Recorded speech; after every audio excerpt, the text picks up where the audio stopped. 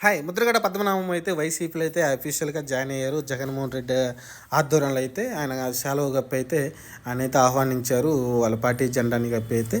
ఇది ఓవరాల్‌గా ముద్రగడ్డ వైసీపీలోకి వెళ్ళడం అనేది మరి ప్లస్ అవుతుందా? మైనస్ అవుతుందంటే ఎలక్షన్ తర్వాత తెలియాలి. ఎందుకంటే ఎంతో కొంత ఓట్లయితే అతని దగ్గర అయితే ఉంటాయి. ఆ ఓట్లయితే యాక్చువల్‌గా టీడీపీ అలానే జనసేన ఇద్దరు వద్దనుకున్నారు. యాక్చువల్‌గా వాళ్ళు సీట్ ఇస్తారని ఆశించారు ముద్రగడ్డ గారు అయితే. ఆయనకి 2 సీట్లు ఏదో కావాలని అడిగారు. కానీ వాళ్ళైతే ఎలాంటి ప్రకటన అయితే చేయలేదు. ఎందుకంటే రెండో లిస్టులో కూడా చంద్రనాయుడు ప్రకటించడం, జనసేన నాయకుడు పవన్ కళ్యాణ్ గారు ఆయన దగ్గరికి వెళ్ళి మాట్లాడకపోవడం, కాబట్టి ఆయన దూరంగానే ఉంచారు ముద్రగడ పద్మనాభన్ అయితే. అందుకని ఆయన డిసైడ్ అయ్యి వైసీపీలోకి వెళ్ళి అయితే జాయిన్ కావడం చూసాం. ఎందుకంటే రెండో ప్రకటన వచ్చిన తర్వాతనే ఇది జరిగింది.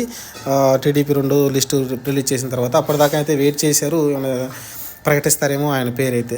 ఇది ఓవరాల్గా ముద్రగడ్డ మరి వైసీపీలో జాయిన్ చేయడంతో అయితే కొంతమంది మరి తూర్పుగోదావరి, పశ్చిమ గోదావరిలో కొంత ఎఫెక్ట్ అయితే ఉంటుంది.